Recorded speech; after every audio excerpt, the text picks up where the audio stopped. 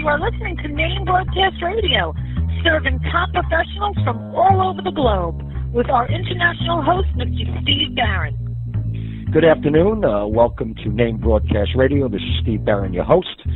My next guest has been a guest before. I consider him a friend. I'm going to give you a little bit more information before I introduce him. He is the founder here of Product Engineer Designs Incorporated, that is out of St. Charles, Illinois. 50 years experience in innovation and product line leadership. And the question I think that his company is able to answer is if you have any presidents or CEOs in your company, and that's your company, and you're looking at your marketing or engineering team and they're telling you what they cannot do rather than what they can do.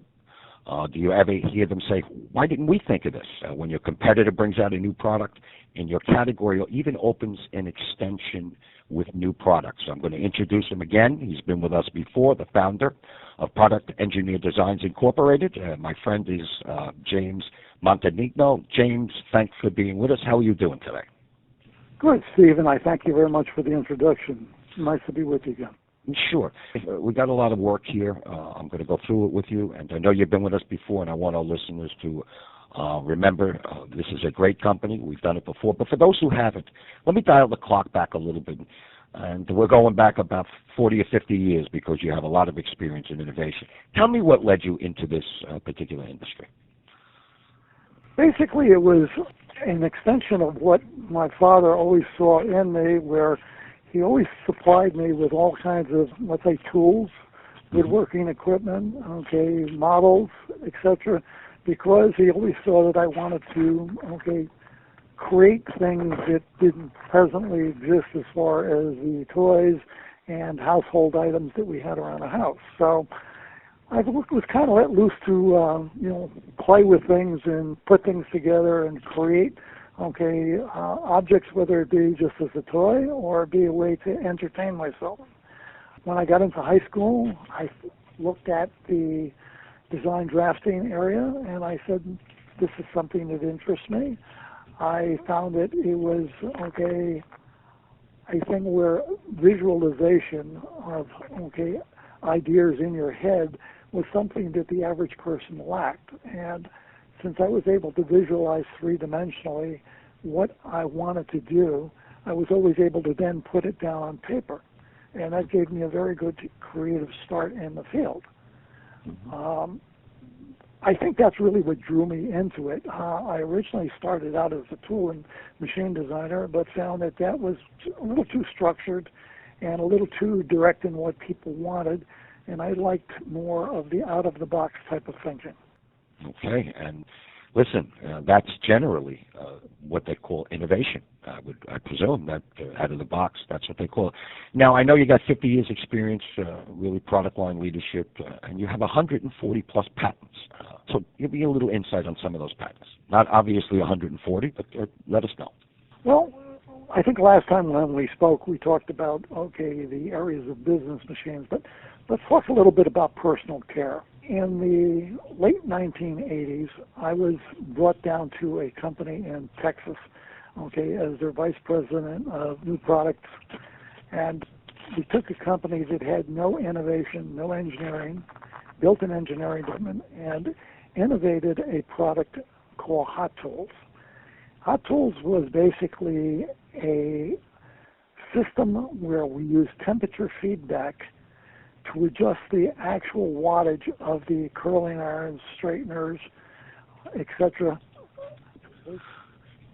to maintain the temperature, whether it be in wet hair, whether it be in hair applied with a mousse or gel, or it be in dry hair. Okay. The biggest problem was that, at that time, the African-American salons were looking for ways to solve the problems in which they were using 5, 6, 7 tools lined up just to do a head of hair, because each time they put it into a head of hair with a styling aid, the temperature dropped. So I looked at this and I said, well, why not use my background in space technology? And I put a thermistor into the unit, and I connected it to a circuit, and every time I read a 5 degree C temperature change, I adjusted the wattage accordingly. And it created a whole new market of high-end appliances, which still exists today as the leader in the industry. That is amazing. And to have 140 patents, what are we talking about in a 50-year period? 3 of them per year? I mean, that's a great one. There really are a certain targeted group of people. I know we've spoken about this: presidents, CEOs, CFOs. These are the decision makers, and these are the ones that you're reaching out to. Is that somewhat accurate? Yes, that is. The reason I reach out to people like that, they're more involved in what the bottom line is going to be. Sure. If you go into the staff, a lot of times what happens is the staff may see, an outside consultant as, a threat to their own security, where it really shouldn't be that. You're bringing in outside help to help you look at new ways of doing things and new ways, to apply technologies that existed in other areas, to your area, and create something different, something that has a tangible, perceivable consumer benefit. And that's how you make a product sell, is you have to let the consumer decide this benefits them. Mm-hmm. Okay. Now, let me talk about a couple of things. You had mentioned, you're traveling around. Now, I know some of the states here that you're scattered, but you have a vast variety of states: New York, Connecticut, Illinois, Colorado, Texas, the Carolinas, Georgia, Florida, Massachusetts, Minnesota. Have any other states been incorporated? And the second part of that question is, I know you've been traveling throughout the United States and meeting with clients, and you also have something scheduled where you're going out to China. Tell us something about all about that. Well, the China trips typically are like problem-solving trips. One of my clients right now is producing a significant number of products, in China. Mm-hmm. Their problem basically surrounds the fact that the Chinese engineering, which is more directed at manufacturing engineering, doesn't look at the design from, a performance or a theoretical evaluation of what could happen with the design. Mm-hmm. They look at it from, can I practically manufacture this, stay within the cost parameters? A good example would be that if a product has early failures, in the field, they're not sure why, the consumer is objecting to those. A good example would be noise. You have a humidifier, an air cleaner, so forth, and it's generating a frequency sound which is irritating to the user. Well, in a Chinese factory, it's a very noisy environment to begin with. They don't pay much attention to the noise. Secondly, they don't have much experience in how to isolate noise like the old biz machine industries of the U.S. did. That's one of the things that I'll sit down with, and I'll actually teach them, how to go ahead and disconnect, the noise generating, item from the actual mounting surface where that item is put into the appliance. Mm-hmm. Teaching people to look at the design from, a consumer viewpoint rather than a manufacturing viewpoint increases their own business, because if they can do that for the customer is going to bring them more new products. It's a win-win situation. If I train them well, they do better for the customer gives them more business, the customer gets more business because the consumer likes the product. Mm-hmm. So in a sense, my job is to go out there and train people on how to help each other. Okay. Your region, has it expanded, or is it predominantly the states that we just discussed here? It's basically stayed within the states. I'm a small business, so I like to maintain, a limited base of clients, because if I get too big, then I'm going to spread myself too thin to do the job. It's not something I can hire another individual to do. You either have the ability to think outside the box or you don't. Yep, absolutely. Now, there are a lot of different companies out there. Obviously, you have household electronics, personal wellness, monitoring, kitchen electrics, personal care related to hair, dental, skin, home environment. I mean, it's a pretty broad spectrum. But there is a common denominator between these companies and really what it is that you provide to them. Or what should they be looking for, and why is it they need to really reach out to Production Engineer Design Incorporated? Most companies seem to get stuck in, the mode that we have a successful product and we're going to continue to live on that product. And that is generally the philosophy that usually kills a company. Idea that as soon as you invent something and you bring it out to the marketplace, your job should be to start creating its replacement. And that's what most companies are not doing. If you wait until the bell curve reaches the top, there's only one direction, and that's downward sales. Absolutely. A good example would be the old Sharper Image, which was a very creative company under the direction of Richard Salheimer, who was the founder of the company. Did a wonderful job of always coming out with new products. In later years, when executives came into the company and took over managing the company, they put the mentality of the old Sunbeams and people like that in place, where they sat on the products. And sitting on the products eventually invites competition. It eventually invites, innovation from someone else, which replaces you as the market leader. You indicated, though, a moment ago, what you really need to do is when you have that new product, and those companies out there that really are relying on that, they're pretty much riding the horse into the ground. Why is it that they're not immediately looking for the replacement of that item as soon as that one is out on the market, if it spells death? Well, that's where we get into where the CFOs, and the marketing people need to come together. A very good marketing person is going to look at this and say, if I've created a successful product, I've got to go push for more dollars to start the innovation on the extension of this product. What can I add in features, benefits, which will reintroduce this product, re-excite the user, to go out and buy its replacement. It's sort of like what you see with the iPhone, the innovation in phone technology. Every year somebody is coming out with something, in fact, in less than a year, Yes. is coming out with something new, a new feature, a new benefit, and that keeps driving the market. The person's never satisfied with what they have in the old product. If they see something that they can add to their life, to the benefit of their life. Today's cell phone, so to speak, is really tomorrow's. You're selling it for a third of the price, and you're getting the new one because it provides 2 or 3 essential components that were not in the prior one. There's no question about that. Again, our guest here today is James Montagnino. He is the founder here of Production Engineer Design Incorporated out of the state of Illinois, and really is providing an array of things to these companies so that they're really able to stay on top of the bell curve, as you so eloquently put it. Now, to reach out to them, you can reach them at www.ped-inc.com or www.ped-inc.net, and that is really to learn more.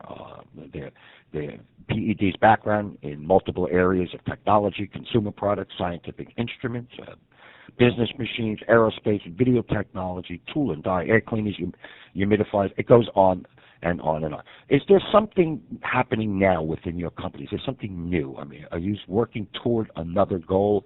We're working with one of our customers right now, on a very innovative category in skincare. And I can't speak to the actual appliances at this point because it's the type of thing where until the patents are filed, you don't want disclosure on it. But, this is a category where, innovation can actually change, the woman's routine, the man's routine, and how to maintain a much more youthful, and better, cosmetic appearance to their skin.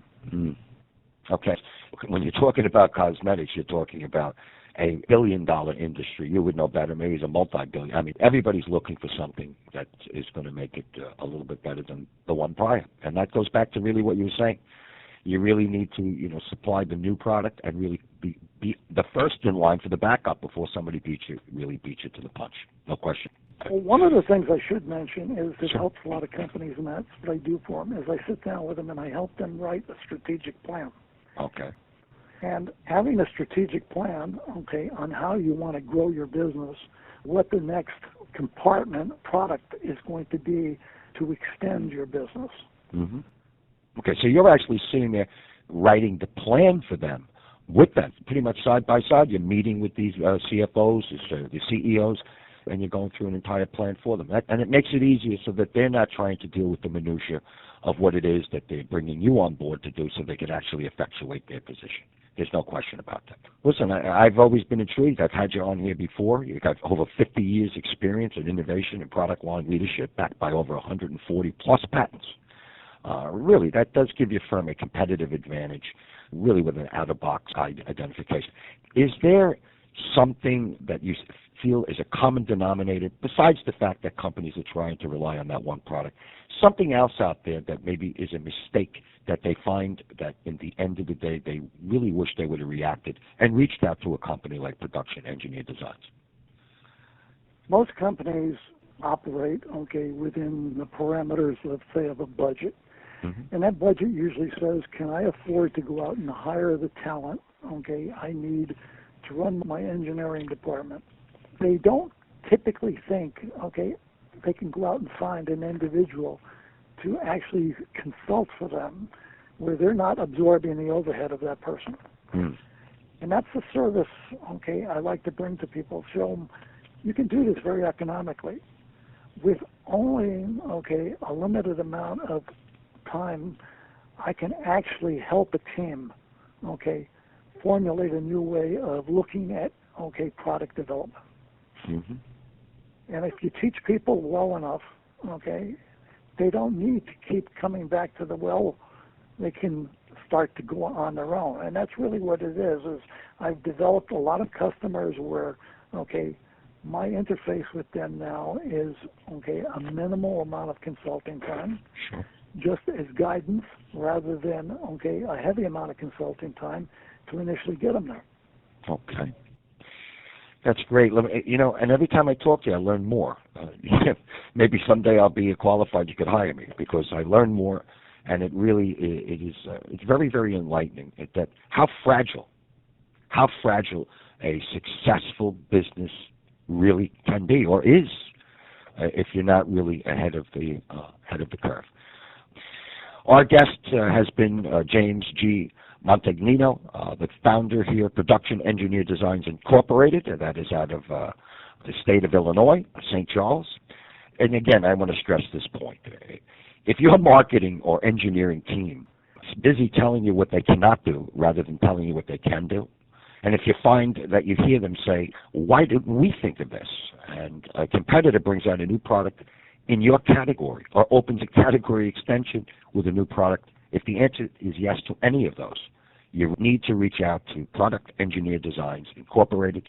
At the helm, James Montagnino. The way to reach out to them is www.ped-inc.com or www.ped-inc.net. And James, I'm going to say it's been a pleasure, but I'm going to let you get the final say, and I'm going to let you wrap it up for us. And I'm glad that you've been with us, and you're going to be with us again. Always my pleasure as well, and I thank you for giving me the time to share my views. And if anybody out there needs assistance, feel free. I don't charge to talk to people, to give them, okay, an overview. Okay. Well, there he is. James Montagnino, Product Engineered Designs Incorporated, St. Charles, Illinois. Reach out to them. www.ped-inc.com or .net. Listen, thank you very, very much, James. We're going to speak soon, and I'm glad to have had you on again, but it's always enlightening and refreshing. Okay? Thank you, Steve. Bye-bye.